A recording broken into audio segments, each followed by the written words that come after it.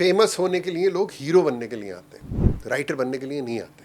जावेद अख्तर या एक आध लोगों को छोड़ दो, तुम्हें राइटरों के नाम भी नहीं मालूम होंगे कि राइटर वैसे ही एक लोनलीनेस स्टेट में था, अब वो जाके एआई खोल लेगा और उससे बात कर लेगा। पार्टनर मिल गया। बट एआई राइटर्स को रिप्लेस नहीं कर देगा। सो मुंबई आने के बाद जब नौकरी छोड़ दी तो सबसे बड़ा चैलेंज क्या था? भूख।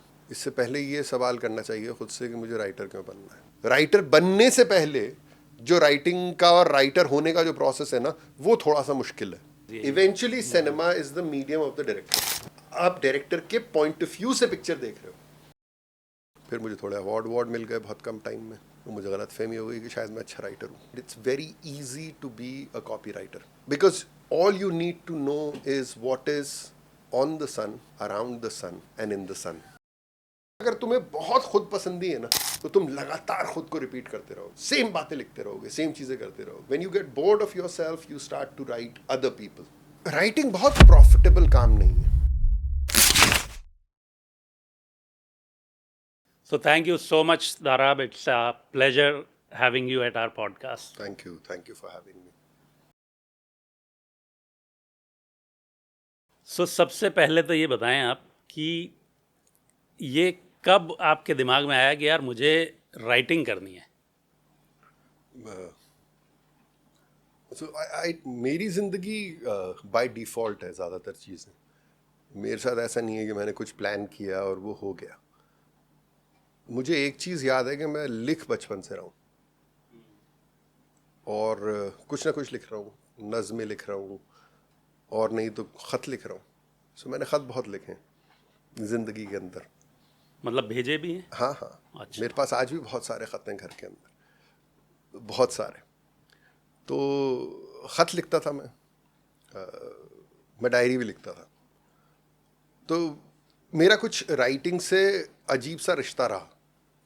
उसके बाद मैं एडवर्टाइजिंग करने लग गया। एडवर्टाइजिंग में मुझे नौकरी मिल गई, सही बात तो ये है। और वहाँ से मैं कॉपीराइटर बन गया। फिर जयपुर के अंदर कॉपी राइटिंग की, फिर बम्बई आ गए, फिर बम्बई में कॉपी राइटिंग की। फिर मुझे थोड़े अवार्ड मिल गए बहुत कम टाइम में, तो मुझे गलत फहमी हो गई कि शायद मैं अच्छा राइटर हूँ। तो उसके बाद मैंने नौकरी छोड़ दी क्योंकि मैं जयपुर से आया था और मुझसे ट्रेन में सफ़र हो नहीं रहा था। रोज़ सुबह उठ के, मतलब आप रात को 10 बजे घर आ रहे हो और आपको रोज़ सुबह 6:30 बजे उठना पड़ेगा, 6:15 से 6:30। और फिर वहाँ से शुरू हुआ सफ़र। तो मैंने छोड़ दी। तो यहाँ पे इन लोगों ने कहा कि ठीक है दे दो। एक दोस्त थे, उन्होंने कहा पिक्चर के डायलॉग लिखेगा, मैंने कहा लिख दूंगा, और बस वही वहाँ से शुरू। That sounds smooth. Actually it's not. I'm sure. इसमें बहुत गरीबी शामिल है, भुखमरी शामिल है इसमें बहुत सारी, बट ठीक है वो एक अलग किस्सा है। So I would also like to understand and especially जो स्टूडेंट्स हैं उनके लिए कि अब फिल्म इंडस्ट्री में जो राइटिंग की बात होती है, इसमें स्टोरी राइटिंग, स्क्रीन प्ले, ये दो अलग अलग चीज़ें हैं, is it? So what is the difference, अगर आप थोड़ा सा उसको एक्सप्लेन कर दें। यार ये टेक्निकल प्रॉब्लम है, इसको एक्सप्लेन करना मुश्किल इसलिए है क्योंकि फॉर्मेट अलग है।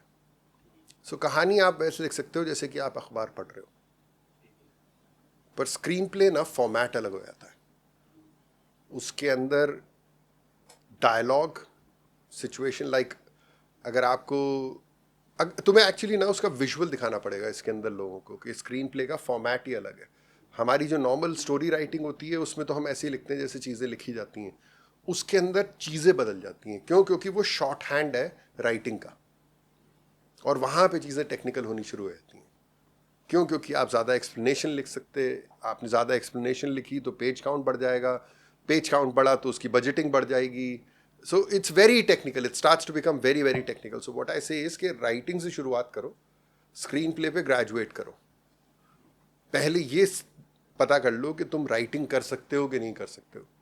वो एक अपने आप में आई थिंक पहला सवाल है जो कि सबको पूछना चाहिए, और उसका प्रोसेस अलग है, वो एक अलग डिस्कशन है।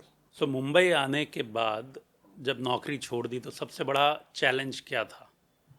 भूख। यूजुअली कुछ तो बैकअप प्लान रहा होगा। कोई बैकअप प्लान नहीं था। इसी मैं कम से कम खुद के बारे में तो ये बोल सकता हूँ कि मेरी जिंदगी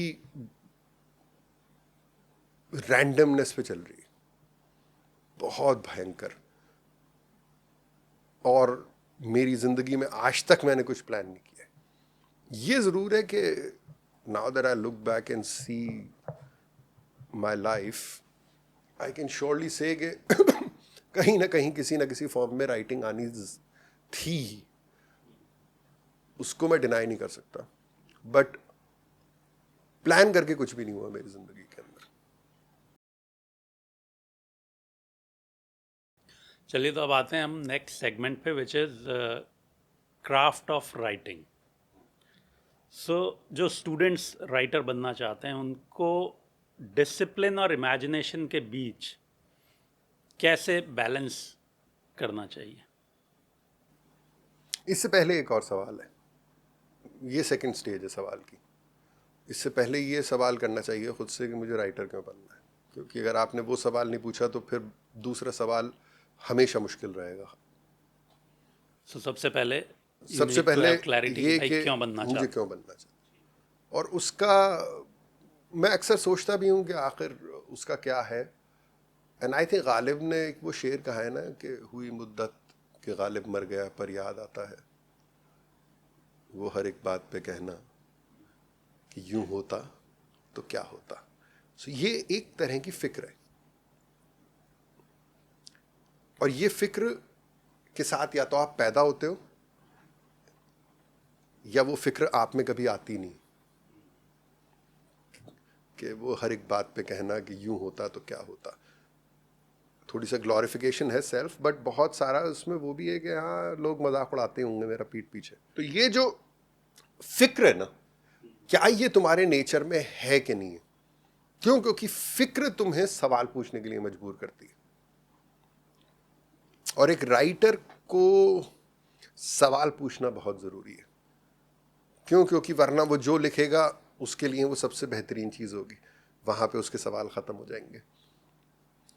अगर वो कोई सब्जेक्ट पिक करेगा या उसको ऐसा लगता है कि ये कहानी मुझे कहनी चाहिए, ये मेरे अंदर से आ रही है, पर अगर उसने उस कहानी से सवाल नहीं पूछे, उन सिचुएशन से सवाल नहीं पूछे, तो वो कहानी कहीं नहीं जाएगी। सो इन रियलिटी जब आप इस सवाल का जवाब देते हो ना कि आपको क्यों बनना है, उसकी बेसिक रीजन है फिक्र। अगर आप उस फिक्र को कैरी करोगे सेकंड स्टेज पे, जो तुमने कहा कि इमेजिनेशन और डिसिप्लिन, ये फिक्र डिसिप्लिन देती है। क्यों? क्योंकि अब जिम्मेदारी हो गई। इट्स लाइक छोटे बच्चे को अगर तुम्हारे पास कोई छोड़ जाए कि यार 2 घंटे इसका ध्यान रखना, तुम्हारी स्टेट ऑफ माइंड चेंज हो जाएगी उस 2 महीने के, 2 घंटे के लिए। ये फिक्र ना is what is going to give you discipline. Imagination is necessary, but yes, if you have the fikr, it would also feed your imagination. So yes, primarily शुरुआत first stage पे। सो आपका जो लिखने का प्रोसेस है उसको हाउ वुड यू डिफाइन? एक structured तरीका है या स्पॉन्टेनियस थॉट्स आते हैं? So कई तरीके हैं राइटिंग के, लेकिन अच्छी राइटिंग की भी एक डेफिनेशन है। अब प्रॉब्लम यह है कि आपको वो जो डेफिनेशन है ना, वो फाइनल रिजल्ट है, आपको उस तक पहुंचना है। ये चीज मैं नहीं बता सकता कि अच्छी राइटिंग क्या है आपके स्टूडेंट्स को। क्यों? क्योंकि वो इनको खुद पढ़ना पड़ेगा। अगर आपको राइटर बनना है तो आपको ये देखना पड़ेगा कि राइटिंग है क्या पहले, अच्छे राइटर क्यों अच्छे राइटर होते हैं, क्यों। अब जब आपको वो उस चीज का अंदाजा हो जाता है ना, तो अब इस तक पहुंचने के बहुत सारे जरिए हैं, और ये आपकी पर्सनैलिटी पे डिपेंड करता है। कुछ लोग ऐसे हैं जो कि बेसिकली हर चीज थरली ब्रेक डाउन करते हैं और उसको स्ट्रक्चर में डालते हैं और उसके बाद लिखते हैं। कुछ लोग इंस्टिंक्ट से लिखते हैं, कुछ लोग सिर्फ बैठते हैं और लिखना शुरू हो जाते हैं। मेरे साथ अजीब सी चीज़ ये है कि मैंने करीब 3-4 अलग अलग तरह की से कहानी लिखी है। कुछ कहानियाँ ऐसी होती हैं जो कि आपको कुर्सी पे बिठा देती हैं, मैंने एक स्क्रिप्ट है मेरी, और शायद वो मेरी सबसे ज़्यादा फेवरेट स्क्रिप्ट है, वो मैंने 3 दिन में लिखी है, सिर्फ 3 दिन। और मैं अभी उसको, मैंने 2012 में लिखी है, शायद 12 या 13 में, और मैं अभी उसको पढ़ रहा था पिछले हफ्ते, और मैंने कहा यार ये तो बहुत खूबसूरत लिखी है। अभी भी रेलेवेंट लग रही है। 100%। सो अब इसका मतलब ये हुआ कि वो भी प्रोसेस सही है, और फिर मैंने बहुत मेहनत करके भी लिखी, 1.5 इश्किया के ड्राफ्ट लिखे। तो प्रोसेसेस सबके अलग अलग हो सकते हैं, एक इंसान में भी आपको चीज़ों को ढूंढने के प्रोसेसेस अलग हो सकते हैं, but eventually the idea would come back to the same thing कि do you know what is a good story, do you even understand it. Mohammad Khan जो मेरे एंटरप्राइज नेक्सस में जहाँ मैं कॉपीराइटर था ना, उन्होंने मुझे एक बहुत खूबसूरत चीज़ सिखाई थी, and I think everybody should learn that.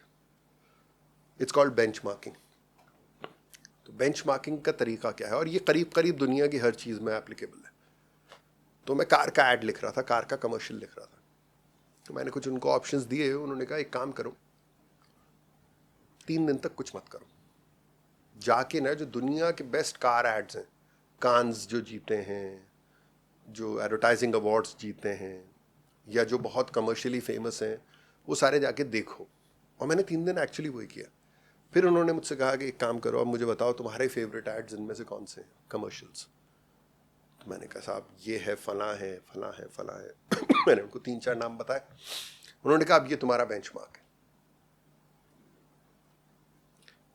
ये 10 हैं तुम्हारे लिए, अब तुम जज कर सकते हो कि तुम जो लिखोगे ना वो किस पॉइंट के ऊपर है। So if you don't know what is the best, क्योंकि आर्ट सब्जेक्टिव है, आर्ट में कोई परफेक्शन नहीं है, बट 10 आपको हर चीज का डिसाइड करना पड़ेगा, चाहे से वो साइंस हो, चाहे से कोई और हो। बेंच मार्किंग आपकी टॉप पे आपके दिमाग में क्लियर होनी चाहिए कि ये दुनिया की बेस्ट चीज है। उसके बाद में आप कहां पहुंच रहे हो, आप अपने आप को कंपेयर कर सकते हो उस चीज से। सो ये इंटरनल प्रोसेस ना is fundamentally missing from Indian society, it's missing from everywhere, the idea of benchmarking. So this is where the real education is. Rest, your heart, your soul, everything would come together to achieve that. But ye education, I think, is necessary for every student or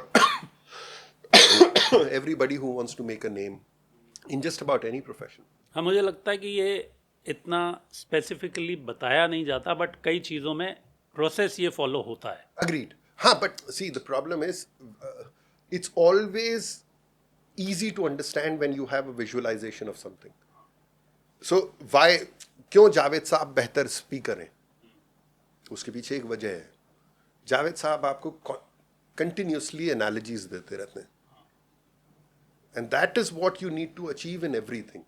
आपको उसको कहीं ना कहीं आपकी जिंदगी में applicable बनाना पड़ता है। Analogies and stories work that way very well, that's why benchmarking is needed.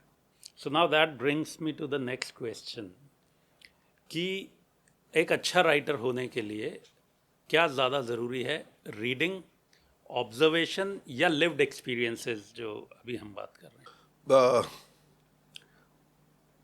David Ogilvy and जो एडवर्टाइजिंग एजेंसी है, उसकी मैंने कोट पढ़ा था, आई थिंक 1999 में, and he said it's very easy, and I'm paraphrasing, he said it's very easy to be a copywriter because all you need to know is what is on the sun, around the sun, and in the sun. So eventually we come back to the same thing, that so एक चीज मत भूलो कि writing एक academic Endeavour भी है। सो अगर तुम ये कहोगे कि उसमें नॉलेज बहुत इंपॉर्टेंट है, तो नॉलेज भी इंपॉर्टेंट है। अगर तुम ये कहोगे कि उसके अंदर ऑब्जर्वेशन, इमेजिनेशन इंपॉर्टेंट है, वो भी बहुत इंपॉर्टेंट है। एक चीज़ का तुमने नाम नहीं लिया, इंट्यूशन। इंट्यूशन बहुत इंपॉर्टेंट है। Whether you can feel, intuition क्या है कि भाई मुझे ऐसा लग रहा है कि ये लोगों को पसंद आएगा, वो लोगों को पसंद आता है। इवेंचुअली वो आ कहाँ से रहा है, वो बहुत सब्जेक्टिव फीलिंग है आपके अंदर इंट्यूशन की, बट वो काम कर रहा है कहीं ना कहीं. सो कोई भी एक चीज ज्यादा इंपॉर्टेंट नहीं है, कोई भी एक चीज कम इंपॉर्टेंट नहीं है, पर ये सारी चीजें काफी मात्रा में चाहिए. That is a better answer I think. Okay, so now we come to the next segment, which is writing for cinema and screen. हाँ. So screenplay writing and prose writing में क्या basic difference है? Pros writing is usually आप इस तरह से लिखते हो कि जब रीडर पाठक उसको पढ़े तो उसके दिमाग में एक विजुअल बन जाए, वो अपनी कहानी खुद बना ले. इसका मतलब क्या हुआ, इसको थोड़ा सा ब्रेक डाउन करते हैं. एक्चुअली ये कह रहे हो तुम कि वो अपनी फिल्म अपने दिमाग में देखे, तो तुम्हें इतना एक्सप्लेनेशन डालना पड़ेगा, इतनी फीलिंग डालनी पड़ेगी उसमें. फिल्म राइटिंग वो नहीं. फिल्म राइटिंग में तुम्हें एक हिंट देनी है डायरेक्टर को कि मैं ये करना चाह रहा हूं, बट ये हो सकता है कि जो तुमने लिखा है उसका कंप्लीटली डिफरेंट इंटरप्रिटेशन तुम्हारे दिमाग में चल रहा हो. क्यों? क्योंकि एक सब्जेक्ट, एक टेक्स्ट इन्होंने पढ़ा, एक टेक्स्ट तुमने पढ़ा, एक टेक्स्ट इन्होंने पढ़ा, हम सबका इंटरप्रिटेशन उसका अलग होगा. Different ही होगा, ज़्यादा chances ये. Eventually cinema is the medium of the director. आप डायरेक्टर के पॉइंट ऑफ व्यू से पिक्चर देख रहे हो. So क्या लिखते भी उसी point of view से नहीं, हैं? आप लिखते उसको नॉर्मल हो, डायरेक्टर जब उसको डायरेक्ट करता है तो उसमें अपना पॉइंट ऑफ व्यू डाल देता है. तो इसका मतलब ये है कि तुम्हें लोगों को विजुअल नहीं देना है, तुम्हें लोगों को फीलिंग जरूर देनी है. अब वो डायलॉग्स के थ्रू भी आ जाती है, सिचुएशन के थ्रू भी आ जाती है, और fundamentally this is the primary difference कि प्रोज के अंदर आपको बाकायदा उसको उसके दिमाग में पिक्चर दिखानी है, स्क्रीन प्ले में नहीं दिखानी है आपको. So डायरेक्टर और राइटर के बीच फिर केमिस्ट्री कितनी ज़रूरी है बहुत जरूरी है, उस चीज़ को पर्दे पे उतारने बहुत. के लिए? क्योंकि बहुत सारी चीजें डायरेक्टर्स अडेप्ट करते हैं जो कि राइटर फील कर रहा था लिखते वक्त. भाई एक चीज को हम कभी भी डिनाई नहीं कर सकते कि इस स्क्रिप्ट के पहले कुछ भी नहीं था. एक्चुअली वो ब्लैंक पन्ना कहते हैं कि ब्लैंक पन्ना था, मैं कहता हूं कि यार ब्लैंक पन्ना भी नहीं था, वो भी मैंने उठाया. वो ब्लैंक पन्ने के उठाने का जो था ना, वो प्रोसेस मेरा था. तो इसका मतलब ये हुआ कि वो जो पहला स्टेप था ना, वो एक फीलिंग से, एक थॉट से, या इन सब के एक मिक्सचर से उभरा है पन्ने के ऊपर. तो उसको भी कहीं ना कहीं डायरेक्टर को फील करना जरूरी है. क्यों? क्योंकि अगर वो नहीं फील करेगा तो वो कभी भी उसको स्क्रीन पे नहीं ला सकता. और अगर ये वाला सीन है तो फिर बहुत क्लोज होना रिश्ता ज़रूरी है, जहाँ पे कि आपको बात करनी बहुत ज़रूरी हो जाती है, डिस्कशंस होते हैं. It's a very close relationship between the writer and the director, because I think before even finalizing a scene there are 100 discussions about it, small and big, even dialogues. So आपकी writing में जो हम देखते हैं एक तहकीक और तहजीब काफ़ी उसमें होती है. सो ये एक कॉन्शियस एफर्ट है या ये आपके नेचुरली आता है?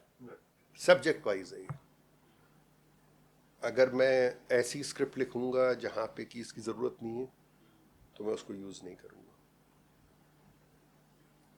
अभी तक जो मैंने सब्जेक्ट बनाए उसके अंदर एक तरीका है, एक तरीका कार है, एक तरह की दुनिया है. ऑफ कोर्स दुनियाएं काफ़ी अलग अलग हैं, बट एक तरह का लिहाज है करीब करीब हर दुनिया के अंदर. वो अभी तक मैंने, अगर मैं कल एक्शन पिक्चर बना रहा हूँ और अगर वो बस्ती के अंदर होगी तो फिर मैं उन कैरेक्टर्स को लिखूंगा जो कि उस बस्ती के हैं, उस दुनिया के हैं. तो फिर ये तहजीब बदल जाएगा. So it's not about me, it's about the subject. So as a writer आप ये कहना चाह रहे हैं कि भाई कोई एक सिग्नेचर स्टाइल जनरली मेरा तो नहीं है, अभी तक तो नहीं है, मेरा तो नहीं है. क्यों? क्योंकि मैं इतने सारे अलग अलग तरह के, बनी नहीं है वो बात अलग है, बट इतनी सारे सब्जेक्ट लिख चुका हूँ कि हर चीज़ में कुछ ना कुछ अलग हो जाता है. Also see you have to realise one thing कि एक ज़माना ऐसा होता है, I think when you are in 30s, till 30s, mid 30s, you are deeply interested in who you are. मैं कौन हूँ? आपकी फिल्म की राइटिंग के भी हीरो आप ही होते हो. आई थिंक 35 के आसपास ना करीब करीब हर इंसान खुद से थोड़ा सा बोर होने लग जाता है कि ठीक है यार, मैं जानता हूं मैं कौन. इन अ वे जब एक्टर्स बेहतरीन एक्टिंग करते हैं तो वो तुम अक्सर देखोगे कि उनकी पर्सनालिटीज बहुत ग्रेट नहीं होती, जो बहुत अच्छे एक्टर हैं. क्यों? क्योंकि they don't care about their personalities anymore. It's true about all the art forms somewhere. आपकी, क्योंकि वरना अगर तुम्हें बहुत खुद पसंदी है ना, तो तुम लगातार खुद को रिपीट करते रहोगे, सेम बातें लिखते रहोगे, सेम चीजें करते रहोगे. When you get bored of yourself, you start to write other people, because you also want to know other people. Because suddenly मेरी अपब्रिंगिंग अगर मेरे से निकाल दी जाए तो मैं एक अलग आदमी हूँ. तुम में से तुम्हारी अपब्रिंगिंग निकाल दी जाए तो तुम अलग आदमी हो. अगर उसमें कोई एक नई अपब्रिंगिंग डाल दी जाए तो तुम्हारा reaction to the same situation change हो जाएगा. And I think after 35, it starts to change in everybody. So with me also in the starting, I think I used to write similar subjects. Now I don't. Which is going to happen with everybody, I think. और क्योंकि हम cinema और screen play की बात कर रहे हैं, तो आपको ऐसा कोई काम जहां आपको लगा हो कि जो आपने लफ्ज़ लिखे वो विजुअली बिल्कुल ठीक मर्ज हुए? See, हाँ, मतलब करीब करीब सारी पिक्चरें वही हैं. You always have complaints, you always are happy about things, but it's not about me fundamentally. I think this interview is more about what people learn from it, and I think let's go there, because see, I'm fairly convinced कि मेरे life experiences और मैं कौन हूँ ये काफ़ी irrelevant है to the things that I talk about now. I'm actually not interested in who I am. So I don't like talking about myself. Let's be frank about it. So let's come to the craft then. कि अगर कोई student writer बनना चाहता है तो what is the road map? क्या road map है कि क्या उसे पढ़ाई करनी चाहिए और किस तरह से लिटरेचर की तो entry समझ लेनी होनी चाहिए? चाहिए. तो प्रेफरेबली लिटरेचर से पढ़ें वो. नहीं, लिटरेचर जरूरी है. चाहे से तुमने लिटरेचर में पढ़ाई करी नहीं हो, तो लिटरेचर तो तुम्हें पढ़ना पड़ेगा, हर तरह का पढ़ना पड़ेगा. तुम्हें माइथोलॉजी भी पढ़नी पड़ेगी, तुम्हें रिटन वर्ड तो पढ़ना पड़ेगा. Let's be frank about it. अगर तुम्हें राइटर बनना है ना, तो तुम्हें रिटन वर्ड की मशक तो करनी ही पड़ेगी. उसकी मशक्कत के बिना तो नहीं है जिंदगी. तो this is the first thing. दूसरी जो चीज़ है जो मुझे लगता है ज़रूरी है राइटिंग के अंदर, वो ये है कि राइटिंग बहुत प्रॉफिटेबल काम नहीं है. इसके बारे में हमें रियलाइजेशन हो जाना चाहिए, बट बहुत सेटिस्फाइंग काम है. तुम समझ रहे हो? बिल्कुल समझ रहा हूँ. और ये एक कॉशन भी है जो Correct. लोग इस फील्ड में Correct. आना चाहते हैं. कि अगर तुम्हें सी फेमस होने के लिए लोग हीरो बनने के लिए आते हैं, राइटर बनने के लिए नहीं आते. जावेद अख्तर या एक आध लोगों को छोड़ दो, तुम्हें राइटरों के नाम भी नहीं मालूम होंगे. और यही सच है. तो तुम खुद की जिंदगी को लिवेबल बनाने के लिए राइटर बनते हो. क्यों? क्योंकि तुम्हें खुशी मिल रही है उस काम को करके. ये एक चीज है राइटिंग की जो कि कोई और बहुत कम प्रोफेशंस हैं जो कि दे सकते हैं आपको, कि आपने कुछ लिखा और आप खुश हो गए. तो ये फर्स्ट कॉशनरी है. बट अगर तुम्हें बनना ही है राइटर, तो एक चीज रियलाइज कर लो कि लिखना पड़ेगा, डिसिप्लिन से लिखना पड़ेगा. ये भी एक बात है.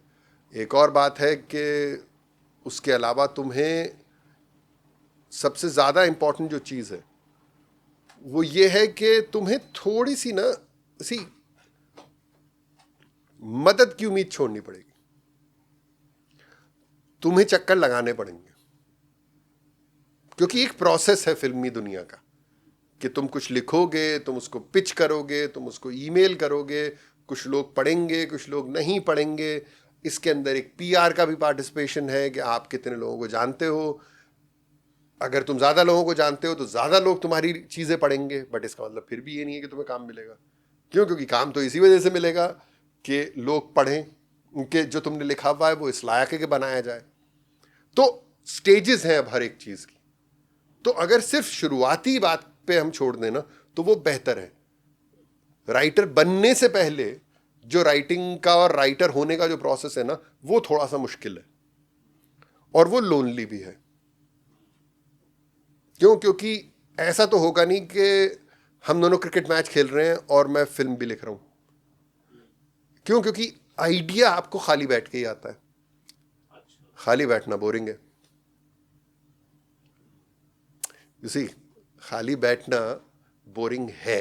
सो ये आइडिया खाली बैठने से ही आता है, ये भी? ये अच्छी राइटिंग के करीब करीब हर अच्छा राइटर जो है ना दुनिया का, उसको खाली बैठना आता है। इसमें कोई दो राय की बात नहीं। क्योंकि हम किसी भी थॉट को एक बियॉन्ड अ सर्टेन पॉइंट लेके जा नहीं सकते अगर आप डे ड्रीम नहीं करोगे तो।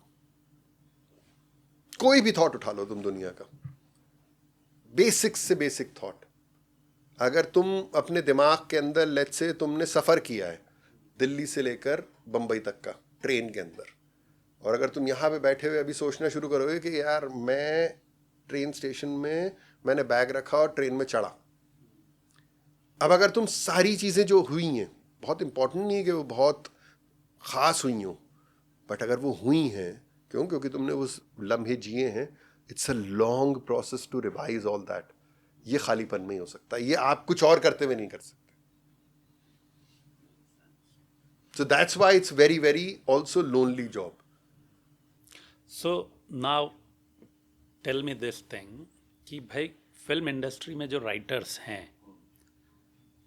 तो उनका जो इनकम ब्रैकेट है वो, मतलब आपको लगता है कि डिसेंट है या स्ट्रगल कर रहे हैं मेजॉरिटी? देखो, majority are struggling. It's a fact. But majority also has little bit work. That's also is a fact. But जो is it अच्छा कर enough? लेते हैं? Is it enough is the question. See, problem यह है कि अगर फिल्म इंडस्ट्री बंबई में नहीं होती ना तो जिंदगी बहुत आसान होती।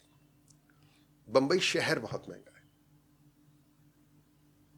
ये एक सबसे बड़ी प्रॉब्लम है मुंबई की, कि अगर आप 1 BHK अगर शेयर भी कर रहे हो किसी और के साथ, तो जिस एरिया में अभी अपन है यहाँ पे 30,000 रुपए का है मिनिमम, 35,000 रुपए का है लोखंड वाला में।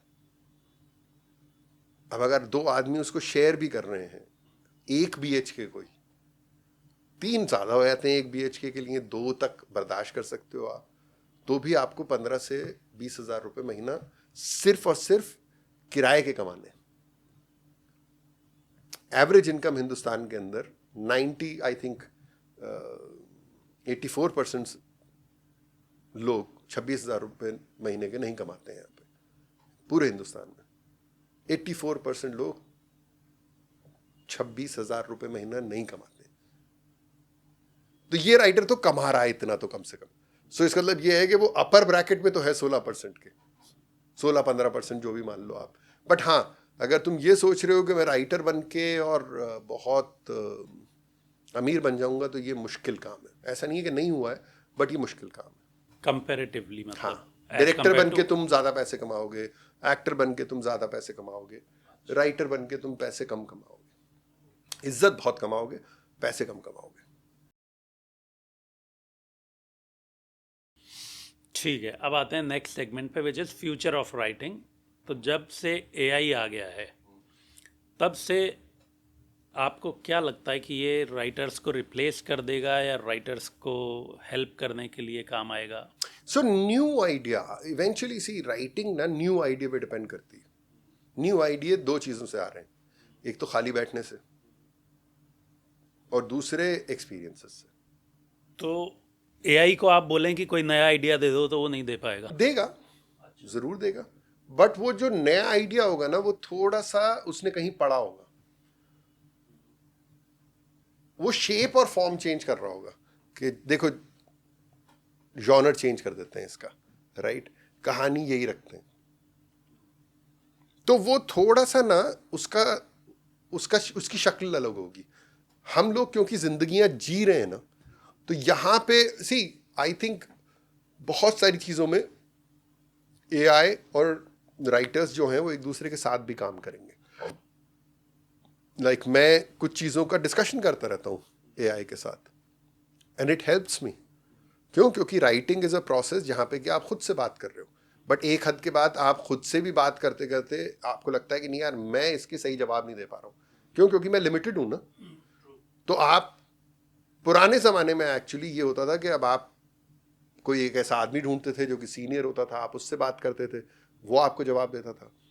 अब आपको एक एआई मिल गया है जिससे कि आप बात कर सकते हो, और आप अलग अलग पहलुओं पे, कैरेक्टराइजेशंस के ऊपर, आर्क्स के ऊपर, बहुत सारी टेक्निकल चीज़ें जिन पे आप एआई से डिस्कशन कर सकते हो। सो मैं एक्चुअली इसको लेके थोड़ा सा परेशान नहीं हूँ, मैं एक्चुअली इसको लेके तो खुशी हूँ कि राइटर वैसे ही एक लोनलीनेस स्टेट में था, अब वो जाके एआई खोल लेगा और उससे बात कर लेगा। पार्टनर मिल गया। हाँ, बट एआई राइटर्स को रिप्लेस नहीं कर देगा? आई हैव नो आइडिया यार, I have no idea. I mean if you think about it के एआई अगर राइटर्स को रिप्लेस ही कर देगा कंप्लीटली, तो क्या उसके कैरेक्टर्स जेन्युइन होंगे? क्या एआई के ऐसे लिव्ड एक्सपीरियंसेस हैं? व्हाट आई बिलीव इज के सी, आई बिलीव कि जैसे हमारे लिम्स अगर टूट गए या कट गए तो हम उसकी जगह एक और आजकल रोबोटिक्स वाले लिम्स लगा लेते हैं। सो AI is gonna be something like that for me, कि वो एक हाइब्रिड क्रिएट होने वाला है राइटिंग के अंदर, जिसमें कि ह्यूमन एलिमेंट भी रहेगा, एआई का एलिमेंट भी रहेगा। But I think that has been true. Hybrid element of writing तो हमेशा से रहा है। क्यों? क्योंकि डायरेक्टर भी आपको ओपिनियन देता था, अगर आपने नॉवल भी लिखी है तो एडिटर भी इन्वॉल्व होता था उसके अंदर। So it was, there is always one more person who is involved. So collaborative काम हो जाता है, and I think that is not a problem. Replacement I think humans का करना बहुत मुश्किल है किसी भी चीज के अंदर। मतलब ऐसा नहीं होगा कि रिप्लेसमेंट हो गया। Also it's not a binary, कि ये कोई ब्लैक एंड वाइट स्टेट थोड़ी है कि अरे यार एक भी राइटर नहीं है जो कि अब राइटिंग कर रहा है, सिर्फ एआई कर रही है। There is going to be things, हाँ ठीक है। अच्छा, अब ओटीटी आने के बाद से काफ़ी अपॉर्चुनिटीज़ बढ़ गई हैं। 100%। So is it good for students, या वो डिस्ट्रैक्शन हो गया है कि अब मूवीज़ की तरफ नहीं नहीं, सी जाकर? इवेंचुअली स्टोरी टेलिंग, भाई तुम देखो अगर पहले से तो स्टेज था, स्टेज पे लोग कहानी करते थे। स्टेज से पहले एक्चुअली लोग वैसे ही सड़क पे नाटक कर रहे होते थे। नाटक तो हम सालों से कर रहे हैं ना। उसके बाद में रेडियो आया तो रेडियो पे भी नाटक कर रहे थे हम, हमने उसके अंदर विजुअल चेंज कर दिया। फिर मूवीज़ बड़ी हुई तो हमने मूवीज़ पे करना शुरू कर दिया। फिर टीवी आया तो हमने टीवी पे करना शुरू कर दिया। सी, ह्यूमंस की नीड है कहानी। ह्यूमंस चलते नहीं है बिना कहानी के। कहानी हमें कहना, किस्से हमें कहना, बातें हमें करना पसंद है, और ये हमारी रूह की ग़िज़ा है, बेसिक नीड्स में से है ये। भाई लोग पागल हो जाते हैं अकेलेपन में। एक्चुअली ये वो लोग पागल हो रहे होते हैं जो खुद से बात नहीं कर रहे होते हैं। जो लोग खुद से बात कर रहे हैं ना, वो पागल नहीं हो रहे, वो बहुत सारे लोग हैं दुनिया के अंदर। We need to talk to somebody. So eventually stories are talking to you constantly, they are giving you experiences which you'd never feel. So mediums change होते रहेंगे, बट कहानियां तो वहीं की वहीं रहेंगी, वो कहीं जाएंगी नहीं।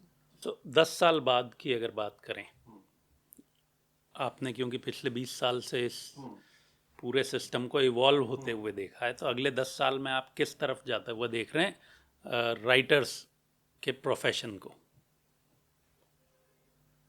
एक्चुअली मैंने लास्ट बात में इसका जवाब दे दिया जब मैंने कहा ना कि कहानी कहीं नहीं जाने वाली। अगर कहानी रहेगी तो राइटर रहेगा। कहानी के फॉर्म्स चेंज हो जाएंगे, अब उसे आप 2 मिनट में बना रहे हो या 4 मिनट में बना रहे हो, भाई माइक्रो में लेके जा रहे हो उसको या टीवी पे लेके जा रहे हो, मीडियम्स वगैरह चेंज होते रहेंगे उसके, बट कहानी रहने वाली है। हम, ये ह्यूमन नेचर का हिस्सा है। अच्छा, एक और चीज़ अगर तुम नोटिस करोगे ना, तो एक बहुत ख़ास बात ये है कि करीब करीब दुनिया के हर प्रोफेशन में जीनियसेस होते हैं, चाहे से वो मैथ हो, चाहे वो फिज़िक्स हो, चाहे म्यूज़िक हो, चाहे पेंटिंग हो, हर चीज़ में है, राइटिंग में नहीं। जैसे शेक्सपियर या मुंशी प्रेमचंद या इन लोग। चाइल्ड प्रोडिजीज नहीं है, एक उम्र, उसके पीछे एक वजह है। राइटिंग ना अक्स है जिंदगी का, आपको जिंदगी जीनी पड़ेगी जिससे पहले कि आप उसके बारे में लिख सको। Of course you can write a novel when you are 17, but it's going to always feel like a novel written by somebody who is 17। तो and this is the reason कि राइटिंग के अंदर कभी भी प्रोडिजीज होते नहीं है, genius level के नहीं होते, होते हैं बट जीनियस लेवल के नहीं होते।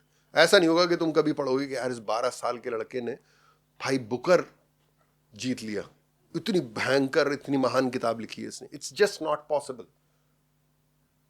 मे बी एआई के साथ हो सकता है अब थोड़ा सा वो बदले, क्यों? क्योंकि एआई उसको एक अलग रुख दे देगा उस 12 साल के या 14 साल के बच्चे को, but I don't think beyond that it's not possible. So जिंदगी जीनी पड़ेगी राइटिंग के साथ, वो एक मैंडेटरी है। अगर एआई लिखता है तो उसको हम उस बच्चे की राइटिंग वैसे भी नहीं कह सकते। नहीं, बट हो सकता है ना दोनों को राइट कर रहे हो, मिल के लिख रहे हो, वो उसमें ऐड कर रहा हो, सजेशंस दे रहा हो।